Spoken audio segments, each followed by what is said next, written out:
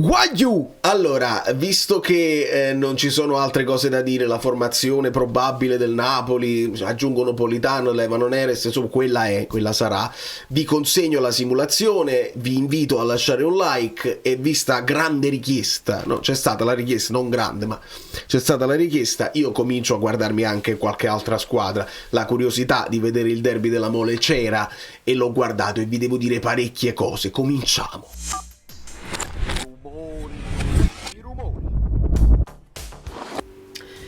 E poi non ci mai capito perché Bologna è verde qua. Bah. Partita delicata, saremo gatti con gli stivali o gatti con le ciabatte? Questa è la domanda. E adesso ci dobbiamo porre ad ogni partita. Il è morto, ma è tornato Lobotka. Spina ancora non è sicuro. Io farei giocare Gutierrez. Cioè sono due cose che insomma poi approfondirò anche sull'altro canale. Se il Bologna ti viene a prendere alto, hai due possibilità: o metti i più palleggiatori che hai per cercare di superare il primo pressing, se lo superi sei in porta, perché devi avere coraggio, devi essere bravo a liberarti del pallone, se lo superi vai in porta e trovi le praterie per Højlund o per Neres, perché anche Neres può fare quel lavoro là, lo abbiamo visto con l'Inter. Oppure devi andare di pallata, c'hai meno coraggio, se ti rendi conto che la squadra non ce l'ha in questo momento l'autostima di prendersi un rischio da dietro, pallata di Milinkovic, però devi aggredirla bene e devi proprio, il piano gara deve essere chiaro. Gutierrez c'ha un po' di più di tecnica di Oliveira, credo, no? Per giocare un pochino il pallone e anche per attaccarlo, quindi direi Gutierrez sulla fascia. Poi qua a me sta piacendo Elmas, sta anche in grande forma, e se cresce Lobotka in distribuzione, allora noi ci arriviamo a distribuire il pallone sulle fasce. Se Politano, che ci hanno detto Politano può saltare la partita, poi il giorno dopo Politano no, gioca, se la gioca, quindi non lo so. Però Neres, se ti serve lo strappo, ecco, se invece se pensi di usare più lo strappo e meno il palleggio, perché parliamo di caratteristiche, non parliamo del fatto odio Politano parliamo di caratteristiche. Politano è più palleggiatore, riceve palla, la tocca, la smista, la appoggia, la porta. Neres è più di strappo, se prende il pallone in profondità ci arriva di più, c'ha più lungo rispetto a un Politano che un contropiede totale non te lo completa. Quindi io preferirei Neres in questo momento anche per questo. E pensate che io addirittura, visto che stiamo avendo un po' di problematiche a fare arrivare il pallone adesso tutti quanti, manca Lukaku, grazie al Dazio, vi siete resi conto che il Napoli aveva una struttura che funzionava così. Se abbiamo possibilità scarne di far arrivare il pallone in avanti, io un Elmas me lo giocherei anche più davanti a Lobotka con un McTominay che va più dall'esterno e poi si accentra comunque. Non ci dovrebbero calpestare. Però l'idea è che Elmas secondo me lo fa anche in maniera naturale, perché poi lui si sente trequartista e può partire dall'esterno per farlo. Però teniamolo presente come idea. Poi serve pure un po' di mazzo, perché sennò tutte le idee sono buone se poi funzionano. Amici bellini, allora mentre questo cretino gioca e fa i giochini, io volevo parlare insomma un po' della Serie A. La Serie A a occhiali, si parlava, si diceva una volta risultato ad occhiali quando è 0-0, perché somigliano agli occhiali. Io ma non so che copertina riuscirò a fare, perché voglio parlare della Serie A che fa 0-0 una continuazione, ma voglio anche dire che ci sono 0-0 e 0-0, ci sono partite e partite, alcuni 0-0 sono divertenti.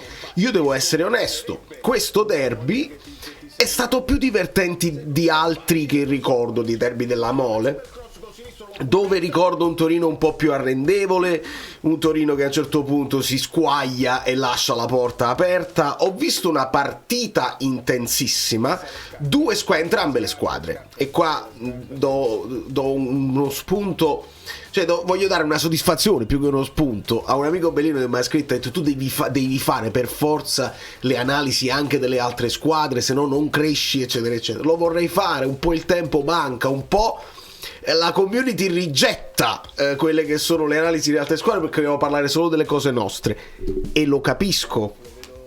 Però a me piace il calcio, in generale amo il Napoli, mi piace il calcio.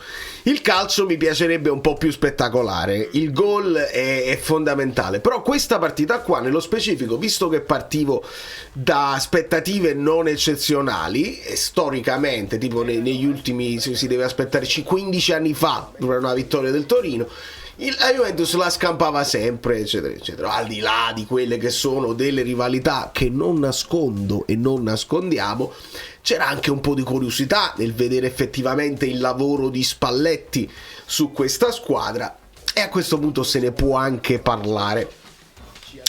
Guardando l'attack momentum non potrò essere preciso come quando faccio le analisi del Napoli, perché quelle analisi vengono dopo 2 giorni che tu la rivedi anche, eccetera eccetera. Questo è un commento a caldo su un derby intensissimo, dove la Juventus probabilmente meritava di andare in vantaggio nel primo tempo. Nel secondo tempo il Torino cresce tantissimo, infatti c'è un momento in cui il gol annullato a Simeone per fuorigioco e altre occasioni, l'occasione di Che Adams è abbastanza clamorosa.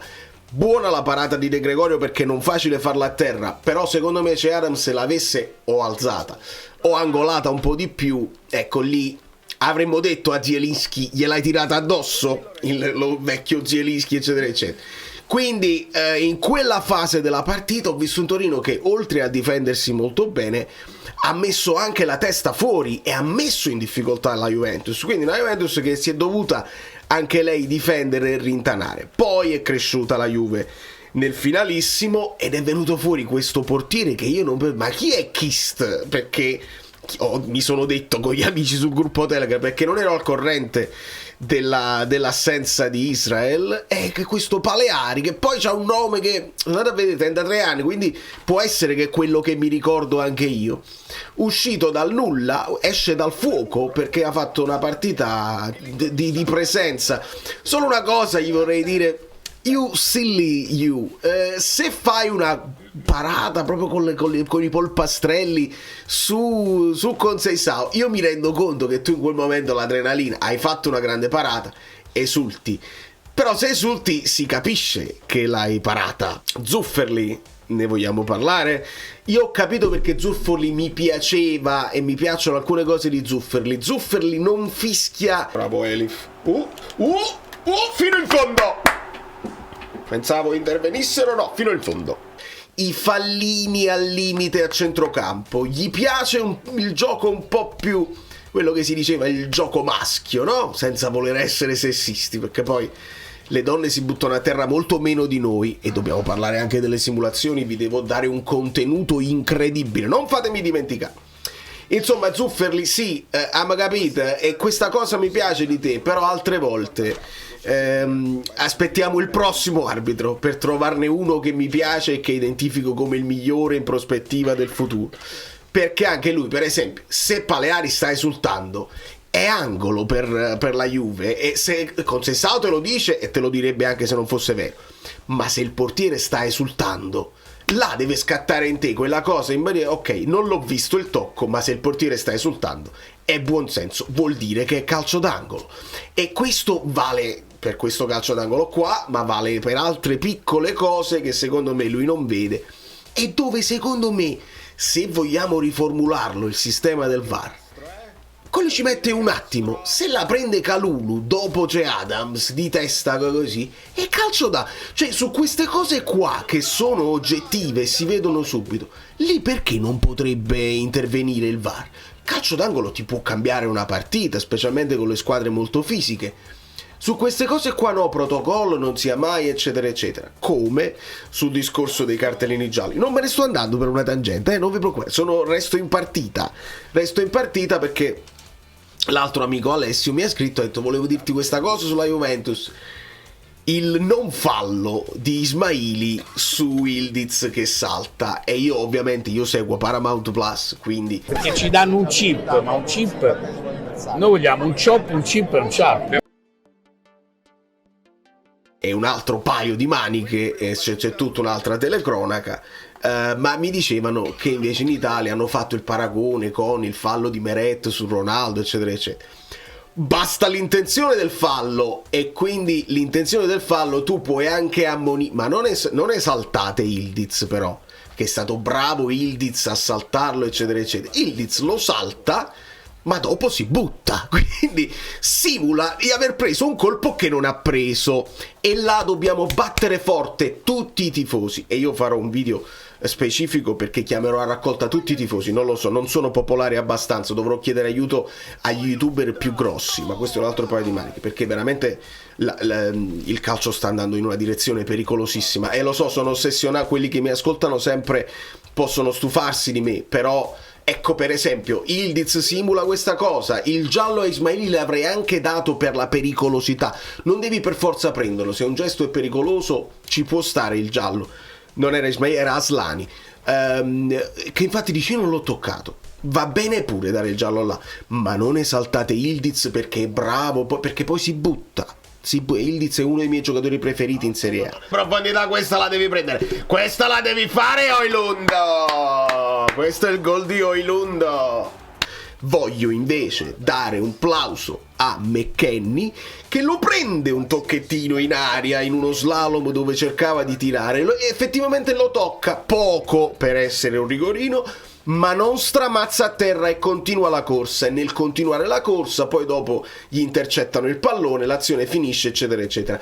Facciamo l'applauso a McKennie, perché McKennie probabilmente non sarà il miglior giocatore del mondo, ma può essere anche che dentro di sé abbia un retaggio, un substrato di cultura di altri sport americani, vi dicevo, quelli del football, dove se prendi un tocchettino ti rialzi, anche se prendi una trambata nello stomaco che si ferma il cuore, si rialzano e vogliono continuare a giocare, li devono fermare negli altri sport.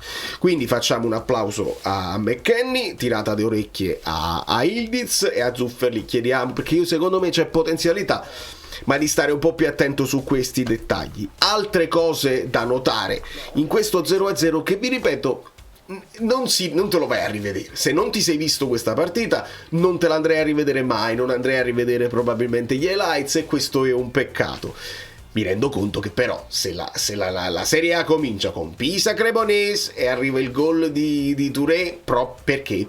Il gol di Touré arriva perché ce l'ho io contro al fantacalcio, non c'è altro, cioè si apre la giornata di Serie A e io devo andare meno 11, cioè 11-0 subito, perché gol più il bonus più il gol vitto, quindi non c'è problema. Dopodiché ve l'avevo detto che Lecce-Verona sarebbe stato uno 0-0 senza precedenti. Non pensavo il Como, pensavo che almeno il Como un gol lo potesse fare, e l'aveva fatto il Cagliari, insomma così, quindi 0-0. Ricominciamo, quindi stiamo entrando un'altra volta in una giornata di campionato dove potrebbero esserci pochissimi gol, e mentre registro questo video si appresteranno Parma e Milan, Allegriano che potrebbe comunque far gol, il Parma che invece questo si difende, aiuto eccetera eccetera.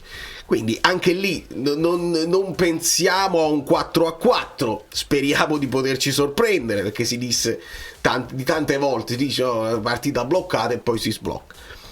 Però stiamo andando in un brutto andazzo, perché la Serie A diventa sempre meno interessante all'estero per chi poi non si interessa di tattiche eccetera eccetera. La partita della Juve era interessante per capire, per me, per capire questa posizione di Koop Meiners, braccetto interessante. La posizione di McKennie invece da esterno destro non mi convinceva tantissimo, la pericolosità a tratti alternata di Conceição, che quando se ne va, ma alle volte si butta a terra prima che succeda niente, quindi là è un peccato. Vlahovic l'aveva avuto l'opportunità, l'ha bloccato benissimo il difensore, penso fosse Maripan in quel caso, in scivolato. Quindi grande Paleari, ottima partita di Ismaili, Maripan e Coco molto attenti. Poi in crescita nel secondo tempo si sono visti anche i vari Vlasic, si è visto Lazzaro sulla fascia, insomma, e poi me lo sono tenuto per ultimo, ma Simeone ha dimostrato non solo il fiuto col gol, lui ce l'ha, lo sta dimostrando, perché è uno dei pochissimi attaccanti insieme a Castro e a Soulé a fare gol in questo campionato. ma sta dimostrando anche tutto il resto, cioè tutto quello che è mantenere palla, far salire la squadra, fare assist per i compagni. Senghong è ancora un po' deludente, che bisticcia un po' col pallone. Simeone invece sta dando grande soddisfazione, è stato un acquisto azzeccatissimo, ed ecco perché può anche rientrare Zapata in forma, Simeone resterà inamovibile e possono alternarsi intorno a lui, può alternarsi Ngong, Adams, lo stesso Zapata, qualcosa può succedere, ma Simeone è veramente un peccato. Poi c'è il peso della maglietta, però a Napoli io devo essere onesto con me stesso e dire che non ha avuto tutte queste possibilità di essere titolare inamovibile, sempre utilizzato pochi minuti alla volta da tutti gli allenatori, non solo Conte, e quindi lui ha fatto secondo me più di quello che quel minutaggio gli avrebbe garantito. Quindi io sono soddisfattissimo di quello che ha fatto Simeone con noi, avrei voluto qualcosa in più, ma lui ha dei ricordi belli e ce li abbiamo anche noi, ed è importante mantenere anche questo quando un rapporto si chiude, ma si chiude senza frizioni, rimaniamo affezionati l'un l'altro e va bene così, un po' come adesso ho visto il De Rossi che fa la conferenza col Genoa, ancora legatissimo alla Roma, anche se quella storia non finì troppo bene. Insomma, sono storie che servono per una Serie A che sta perdendo fascino. E un'altra riflessione era quella, sentivo Lewandowski, il Milan vorrebbe prendere Lewandowski. Siamo veramente diventati il campionato turco di qualche anno fa, che si vanno a prendere le vecchie leggende che hanno finito di fare, tengono 50 anni in luna e vado a svernare nel campionato turco, mi faccio una cosa di soldi, campionato di medio livello. E la Serie A sta diventando questo, cioè andiamo a pescare. Sembra quasi che sai, poco. Allora, questi giocatori di nome, a fine carriera, un po' tutte le squadre piccole fanno sempre meno punti. Santo Guido Gentile che ce lo ha detto anni e anni e anni fa, e adesso vedo che lo ha ripreso anche Andrea Marinozzi, quindi arriverà un po' a livello nazionale. Si comincia a smuovere un racconto di una Serie A, ma la Serie A è più alto il livello, no, è sempre più basso il livello, e sono anni che è sempre più basso il livello. Di conseguenza stiamo attenti, ragioniamo su quello che si può fare per non perdere fascino, perché altrimenti scivoliamo giù. Non andiamo ai mondiali, il campionato non è bello, in Champions non lo so quanto si deve ringraziare l'Inter che almeno è arrivato in finale 2 volte. Poi li sfottiamo e ci sta, però intanto si deve ringraziare, perché altrimenti il campionato italiano non avrebbe alcun fascino e alcun senso.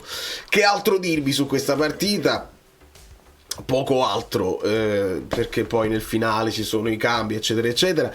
Non sono stato così attento, mi aspettavo una siringhina finale, e invece lo 0-0 secondo me il Torino se lo è meritato alla fine. Intensità, perlomeno intensità, poi serve qualità. Spalletti Juve qualcosa si comincia a vedere, le qualità ce l'hanno, però mi devo agganciare a quelli che sono un po' critici con Locatelli. Io pensavo si esagerasse un po' come noi esageriamo con Politano o con altri, e no, Locatelli certe volte le azioni decisive le sbaglia, e lì si perde tutto un lavoro che tu hai fatto. Anche la Juve è molto intensa, devo dire la verità. Va bene, e andrebbe molto bene, perché già sto sentendo un funerale andante, che il Napoli perderà a un certo punto la testa della classifica, e qualcuno dice pure meglio, perché è più difficile stare davanti che non inseguire. Forse non vi ricordate come è bello stare davanti, magari con tanti punti. È meglio stare davanti con la cascina che invece inseguire, che poi non puoi sbagliare niente. Che è stata cosa del calcio, non la capisco. Però lo 0-0 secondo me è un risultato giusto. Da New York, Valerio Fluido è tutto, vi abbraccio e vi bacio. Scusate questa deviazione sull'argomento calcistico che non è il Napoli. Vi siete visti, insomma, così. Domani parliamo delle cose nostre. Lasciate il like.